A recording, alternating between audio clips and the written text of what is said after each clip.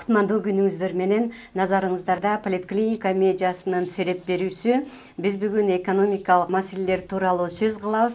Бизде мейманда эксперт, эл аралык ишкерлер кеңешинин юристи Жанабил Давлетбаев. 2020-жылдагы пандемия, анан саясий туруксуздук ушул ишкерлер чөйрөсүнө кандай таасир берди? Негизи бул жыл аябай татаал болду ишкерлерге. Сиз өзүңүз айтып кеткендей, пандемия болуп, көп жанакындай чектөө иш-чаралар болду мамлекет тарабынан. Ошого караштуу көп ишкерлер ишин токтотуп же ишин чектеп калышты. Андан тышкары жанакы октябрь айында болгон саясий кризисте дагы кээ бир ишкерлерге кыйын болду. Негизи бул жыл татаал жылдардын бири деп эсептесек болот. Ошо кыйынчылыктар кайсы тармактарда болду? Эгер пандемия жөнүндө айтсак, көбүнчөсү ошол баягы туризм, жеке ишкерлик, ошол эле баягы чет өлкөлөр менен иштеген мейманкана жана ошого караштуу ишкерлерге кыйын болду. Бирок жалпысынан бүт эле бүт бизнеске тиешеси болду. Биринчиден, силер билгендей, пандемия учурунда карантин деп жанакы көп ишкерлердин ишин токтотулуп калды. Токтоп бир нечелер жанакы башында продукция саткан магазиндер менен эле аптекалар иштеди, башка ишканалар токтоп калды. Андан тышкары ошол өзүнүн калпына келечекте көп ишкерлер иши токтоп, жанакы айлык маанаясындагы өзүнүн ишкерлерине токтотуп же чектөө коюшту да. Киреше аз болду. Ошондой эле саясий туруксуздук, анан кийин шайлоолордун улам кайталанып өтүшү дагы ушул тоскоолдук келтирди да. Ооба, албетте, өзүңүз билгендей, ошол күзүндө болгон саясий кризисте дагы бир нече ишканалар, ири ишканалар токтоп калды. Ал жерде ошол кандай бир туруксуздук иштер болуп, ал дагы өзүнүн таасирин этти. Мисалы, биз өзүбүз эсептеп чыксак, 7 ишкананы эсептеп чыктык. Ошолор күнүнө турган, иштебей турганы биздин ошо мамлекеттик бюджетке $50,000 күнүнө чейин ошондой киреше кирбей калат экен. Алар канча бир ай, 2 ай турушту. Азыркыга чейин жаңы эле мындай өзүнүн ишин калпына келтирип аткан ишканалар бар. Ошолордун баары бюджетке акча түшпөй калды деп эсептесек болот. Ошол келе жаткан 2021-жылы ошол экономиканы турукташтыруу боюнча ошо кандай пландар бар, эмне иштер жасалыш керек? Азыркы учурда биринчи иш-чаралардын бири бул негизи экономикалык турукташтыруу, стабилдештирүү.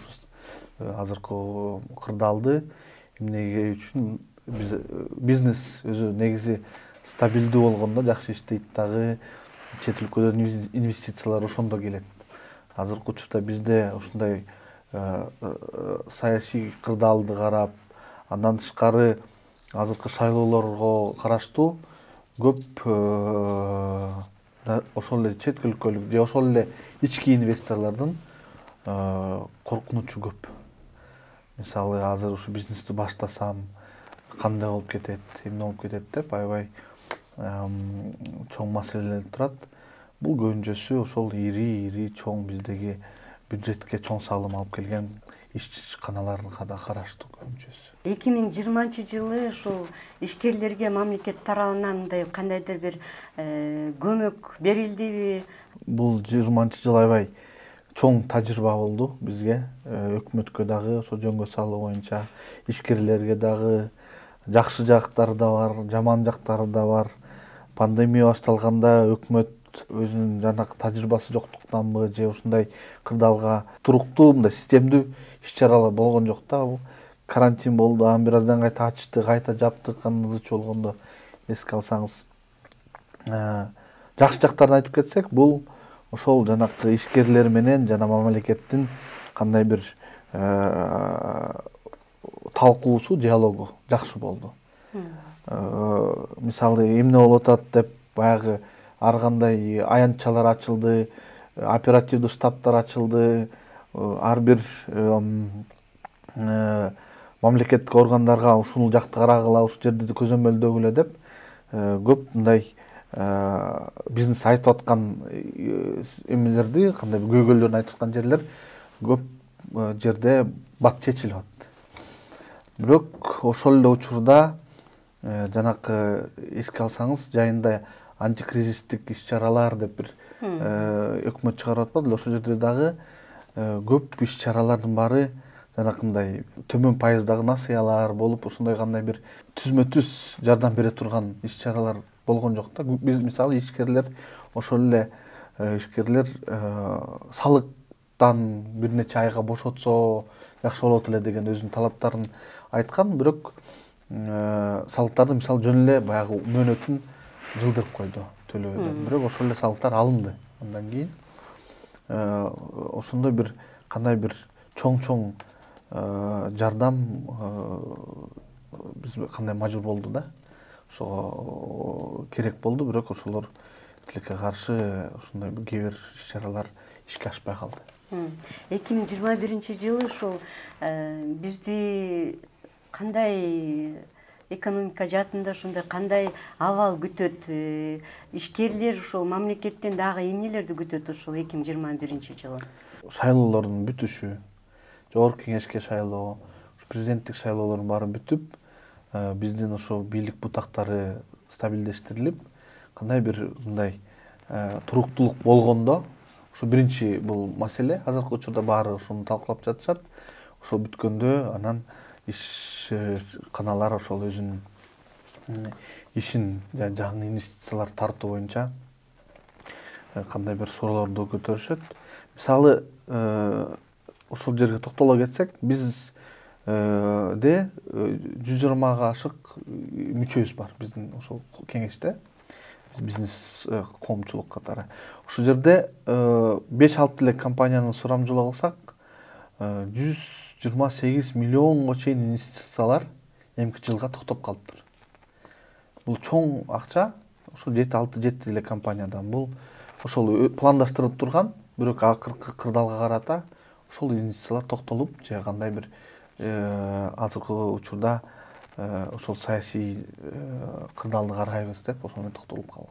Жөнгө салуу боюнча азыр көп күтүүлөр бар. Мисалы ошол эле мамлекет тарабынан кайсы бир өзүнүн мыйзамдарга кандай бир чектөөлөрдү, ошол эле мисалы мыйзамсыз же ашык текшерүүлөрдү токтотуу, салык жагынан кайсы бир кандай бир каникулы деп коет, ошолорду берүү, ошолорду күтөбүз.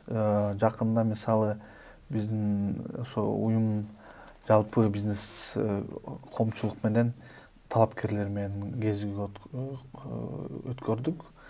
Ошол жерде дагы бир нече өзүбүздүн талаптарын бизнес президенттикке талапкерлер менен чогултуп, ошондой бир кандай бир декларация койдук. Ошол декларацияда ошол эле жөнгө салууну азайтуу, болочок ошол президент биздин кандай бир инвестицияга тартуу иш-чараларын көрүү, ошол эле президентке караштуу мамлекеттик органдар көбүнчөсү бул ошо коопсуздук органдары, ошолордун ишкерлерге көзөмөлүн тыюу, текшерүүлөрдү тыюу. Бизде тийиштүү органдар бар, салык кызматы же башка кызматтар, ошолор эле өзүнүн ишин алып бере берсин деп. Эмки жылдын биринчи айларында билинет болуш керек, кандай кырдаал болушу мүмкүн. Ошол документке президенттикке талапкерлердин бардыгы кол койдубу? Бизге 13 талапкер катышты. 13-түн 12-си макулдоон койду. Бизде жалпы 18 катталган, билесиз. Ошол калган 5-өөнөн 2-3-өө дагы баягы региондорго чыгып кеткен үчүн кайта келип анан коебуз деди. Бирок көбүнчөсү мындай айтсам, негизги талапкерлердин көбүнчөсү баары коюшту. Ошол өз макулдугун беришти. Ал жерде эми биздин талап, ошо ичкерилердин талабы, бул көнчөсү ошол базар экономикасы деп коет, билесиз да. Бул деген рыночный экономика деп коет. Бул көнчөсү жеке ишкердикке кандай бир жол берүү. Ошол эле жанакындай мамлекеттик ишканаларды азайтып, ошонун баарын жеке ишканаларды ачуу да. Ошол негизги талаптар. Ошо жакында дагы экономикалык мунапыс берүү боюнча мыйзамга кол коюлбады. Ошол экономикалык мунапыс дагы ишкерлерге кандай бир деңгээлде жардам болобу? Азыркы учурда жогорку кеңеш кабыл алды аны. Акыркы маалымат боюнча аны президент да кол коюш керек. Ал мыйзамды карап чыктык. Негизи өзгөртүүлөр мындай. Бир нече кылмыш кодексиндеги беренелерге өзгөртүү киргизилди. Ал жерде ошол эгер баягы зыян келтирген кылмышка шектелип жаткан адам төлөп берсе, ошол зыян, анда кылмыш ишинен бошотулат деген беренелер бар бир нече. Же ошол баягы мамлекетке зыян болсо 2 эсе төлөп берсе деген ушундай бир нече берене бар. Бул жерде азыр ушул баягы саясий кырдаал стабилдүү болмоюнча азыр так жооп жок. Бул эмнеге каралган? Мисалы, ушул эле жылы жайында мурун ошол жанакы тергөө жүргүзгөн органдарында атайын депозиттик эсеп бар болчу. Специальный депозитный счет. Бул эмнен болчу, кандай болчу? Мисалы деген, эгер ошол мамлекеттик орган кылмыш ишинен кандай бир акча өндүрсө, ошонун бир пайызы өз ошол мамлекеттик органга калчу. Ал кандай бир коррупциялык бир инструмент болчу. Ал ошол кылмыш алып бараткан мамлекеттик орган өзүнүн бир кызыкчылыгы бар болчу да. Ошол жерден кандай бир акчаны өзүнүн органдарга өндүрүп алуу. Аны биз жойгонбуз. Баягы биздин ушул эл аралык ишкерлик кеңешинин талабы болуп, чоң талкуу болуп, анан ошону жоюлган. Түзмө-түз ошо өндүрүлгөн акчалар түзмө-түз мамлекеттик бюджетке кетсин деп. Азыркы учурда эми ушул азыркы экономический амнистия мунапыс кандай өзүн таасир эткенин аябай оор айтыш. Бул деген коопсуздук кандай коркунуч бар. Ошол инструмент болуп калбасын деп. Атайын иш козгоп, анан ошол мына төлөп койсоң, ишти жабабыз деген инструмент болгонун аябай бир коркунуч бар. Ошону биз азыркыга чейин ошон үчүн так айта албайбыз, кандай таасирин этет. Азыркы учурда бул долбоор эле катары кол коюла элек президент атынан. Анан ишке ашып кандай өзүн алып барат, азыр айтууга оор. Ошол биз жакында эле ошол мен мисал келтирген, жакында эле ошондой бир кандай бир механизмди жокко чыгардык. Анан кайта ушундай болгону балким бир четинен ишкерлерге жардам бериши мүмкүн. Бирок ошол эле мамлекеттик тергөө органдарынын жагынан басым болбосо эле болду. Ошондой бир кандай коркунуч бар, риск. Ошо келаткан жаңы жыл алдында жалпы эле ишкерлердин азыркы маанайы кандай деп ойлойсуз? Маанайы эми азыркы учурда баары эле ошондой күтүп жатат. Эмки жыл бул жылга караганда стабилдүү болушу мүмкүн деп. Ошол мамлекет тарабынан жардам керек, чоң жардам керек. Чынында азыркы учурда биз бир гана өзүбүз мамлекеттин ичиндеги эле ишканалар эмес, чет өлкөлөр менен иштеген ишкерлердин дагы көп көйгөйлөрү бар. Ошолорду дагы жоюуга кандай күтүүлөр бар. Мисалы, ошол силер билгендей, бир нече чегараларда татаал болуп калды. Азыр импорт, экспорт. Ошолорду дагы эртерээк бүтөт деп биз ошондой ишенебиз. Ошого кандай күтүүлөр бар да. Ошондой маанай, оптимисттик маанайда болот? Албетте ишкер оптимисттик маанайда болот. Бирок ошо акыркы бул жыл аябай татаал жыл болду дейбинби, ошон үчүн жок дегенде ушул азыркы учурда болгон көйгөйлөрдү чечүүгө күтүүлөр бар. Ошолор бүтсүнөп, бул жыл эми бул өзгөчө жыл болду. Бул жерде көптөгөн факторлор болду. Чет өлкөдөн, башка биздин кошуналардан да чектөөлөр болду. Ичинде дагы бизде өкмөт тарабынан жалпы кандай бир жөнгө салуу татаал болду. Пандемия, дүйнөлүк пандемия өзүнүн таасирин этти. Октябрдагы болгон саясий, ошон үчүн азыр бийликти алмашып кетти. Бийлик, бул бизнеске албетте жанакы орусча айтканда бизнес любит тишину дегендей, стабильность ушул ал дагы керек бизнеске. Негизи ушундай күтүүлөр бар. Ушул жалпысынан саясий жакты карап калышты да, саясий суроолор, саясий көйгөйлөр чоң таасирин этет, чынын айтсам, бизнеске. Ошолорду күтүп калды. Жанабил мырза, сизге рахмат айтабыз келе жаткан жаңы жылыңыз менен. Рахмат сиздерге. Урматтуу окурмандар, сиздердин назарыңыздарда Поликлиника медиасынын сереп берүүсү болду. Биз бүгүн ошол 2020 жылдагы экономика жаатындагы маселелер, алдыдагы пландар тууралуу сөз кылдык.